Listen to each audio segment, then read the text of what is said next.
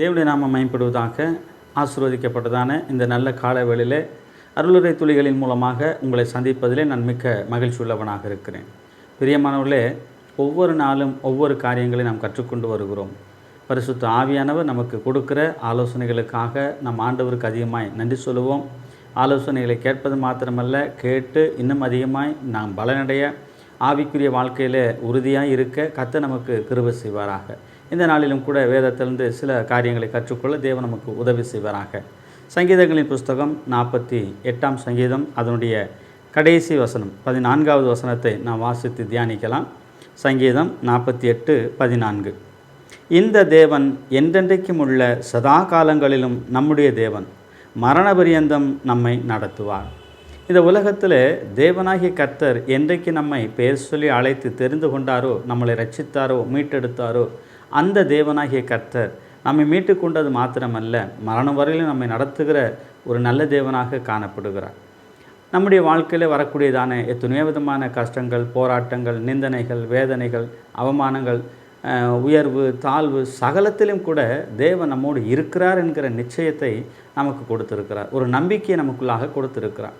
அந்த தேவனாகிய கர்த்தர் அவர் சொல்லக்கூடிய வார்த்தையானது மரண பரியந்தமும் நம்மை நடத்துவார் என்று சொல்லி, அப்போ மரண பரியந்தம் நம்மை நடத்தக்கூடிய தேவன் நம்மோடு உண்டு என்பதை நாம் என்றைக்காவது விசுவாசித்து இருக்கிறோமா? அல்லது அவைகளை குறித்து சிந்தித்து இருக்கிறோமா? இந்த பொல்லாத உலகத்தில் யார் நம்மோடு இருந்தாலும் இல்லாமல் போனாலும், யார் நம்மை இந்த உலகத்திலே கைவிட்டாலும், யார் இந்த உலகத்தில் நம்மோடு இல்லாமல் இருந்தாலும் தேவன் நம்மோடு இருக்கிறார் என்கிற நிச்சயம் நமக்கு இருக்கிறது. ஏனென்றால் அவர் கைவிடாதவர் மாத்திரமல்ல, நம்மை நடத்தக்கூடிய தேவனாக இருக்கிறார். எந்தெந்த வழிகளெல்லாம் நடத்துவார்? அவர் மேன்மையான வழிகளில் நடத்துவார். அவர் நடத்துகிற விதங்கள் மிகவும் ஆச்சரியமான காரியமாக இருக்கிறது. ஆச்சரியமான விதங்களிலே தேவன் நம்மை நடத்தி கொண்டு இருக்கிறார். ஊழியத்தின் பாதையிலே, குடும்பத்தின் காரியங்களிலே, பொதுவான காரியங்களிலே, எல்லா விஷயத்திலும் தேவனுடைய வழி நடத்துதல் நம்முடைய சிந்தனைக்கு அப்பாற்பட்டதாக இருக்கிறது.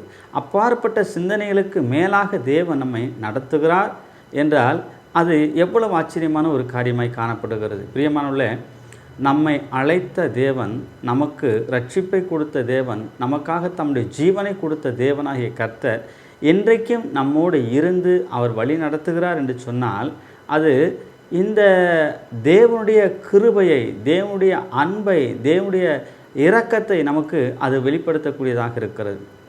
என்றைக்கு நம்மை கரம் பிடித்தாரோ, என்றைக்கு நம்மை தெரிந்து கொண்டாரோ, அன்று முதல் இன்று வரையிலும் நம்முடைய ஆண்டவர் நம்மை விட்டு விலகுவதும் இல்லை, நம்மை கைவிடுவதும் இல்லை என்று சொல்லி நம்முடைய ஆண்டவராகிய கர்த்தர் நமக்கு சொல்லியிருக்கிறார். பிரியமானவர்களே, இஸ்ரவேல் ஜனங்களுக்கு அப்படித்தான் சொன்னார். நான் உங்களை கைவிடாத தேவன் என்று சொன்னார். மோசையை கைவிடவில்லை, ஆபிரகாமை கைவிடவில்லை, ஈசாக்கை கைவிடவில்லை, யாக்கோபை கைவிடவில்லை, தாவீதை கைவிடவில்லை. இப்படி தேவனாகிய கர்த்தர் அவர்கள் எல்லாம் நேர்த்தியாய் நடத்தி அவர்களை மேன்மைப்படுத்தி உயர்த்தியிருக்கிறார். இந்த கடைசி காலங்களிலே அல்லது புதிய ஏற்பாட்டு காலங்களிலே வாழுகிற நம்மையும் தேவன் பார்த்து சொல்லுகிறார், நானும் உங்களை என்ன செய்கிறேன் என்று சொன்னால், உங்களோடு கூட இருந்து மரண பரியந்தம் என்ன செய்வேன்? நடத்துவேன். ஒரு வேளை சோதனையிலே அல்லது போராட்டத்திலே அல்லது தேவனுடைய கிருபை பெற்றுக்கொண்ட நாம் ஏதாகிலும் கஷ்டங்களிலே காணப்படுகிறோமா? நீங்கள் ஒன்றை புரிந்து கொள்ள வேண்டும், தேவன் நம்மோடு இருக்கிறார் என்று சொல்லி. அவர் நம்மோடு இருக்கிறது மாத்திரமல்ல, வழிகாட்டியாக, வழி நடத்துகிறவராக, நமக்கு நல்ல ஆலோசனை கர்த்தராக, நமக்கு நல்ல தேவனாக, நல்ல நண்பனாக, நல்ல ஒரு தேவனாக, நல்ல ஒரு குருவாக, நல்ல ஒரு நமக்கு தேவையான ஆலோசனைகளை சொல்லக்கூடியவராக அவர் நம்மோடு இருக்கிறார் என்பதிலே எவ்வளோ ஆச்சரியமான காரியம். பிரியமானவர்களே, நான் நேர்த்தியாய் உங்களை நடத்துவேன் என்று சொல்லுகிறார். நேர்மையான வழிகளிலே நடத்துவேன் என்று சொல்லுகிறார். இப்படித்தான் தேவனாகிய கர்த்தர் நம்மை நடத்துவதற்கு நம்மோடு கூட இருக்கிறார். ஆகவே தான் இந்த வசனம் சொல்கிறது, இந்த தேவன் என்றென்றைக்கும் உள்ள சதா காலங்களிலும், இந்த காலத்தில் மாத்திரமல்ல, சதா காலங்களிலும், எப்பேற்பட்ட காலத்திலும் நம்மை நடத்துவார், எப்பேற்பட்ட சூழ்நிலையிலும் நம்மை நடத்துவார். அது மாத்திரமல்ல, அவர் சொல்லக்கூடிய நம்முடைய தேவன் மரண பரியந்தமும் நம்மை நடத்துகிற தேவனாக இருக்கிறார். இந்த உலகத்தில் மரணம் எல்லாருக்கும் வரும், நமக்கும் மரணம் உண்டு. அந்த மரணத்தின் நாள் வரையிலுமாக தேவன் நம்மோடு கூட இருப்பார்.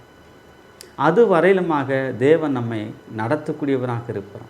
ஆலோசனை சொல்லக்கூடியவராக இருப்பார், புத்திமதி சொல்லக்கூடியவராக இருப்பார். அது மாத்திரமல்ல, மரணத்துக்கு பிற்பாடு தேவனோடு கூட நாம் சேரக்கூடியவர்களாக இருப்போம், நாம் அவரோடு கூட வாழக்கூடியவர்களாக இருப்போம். இந்த பூமியிலே அவர் நம்மோடு இருக்கிறார், மரணத்துக்கு பிற்பாடு நாம் அவரோடு கூட இருக்க போகிறோம். எத்தனை ஆச்சரியமான நல்ல தேவன் நமக்கு உண்டு. ஆகையினாலே இந்த தேவன் நம்மை நடத்துகிறவர் என்கிற சிந்தையோடு, நடத்துகிறவர் என்கிற எண்ணங்களோடு நாம் தொடர்ந்து விசுவாச பாதையில் முன்னேறி போவோம். தேவனாகிய கர்த்தர் நமக்கு கிருபை செய்வாராக. ஆமென்.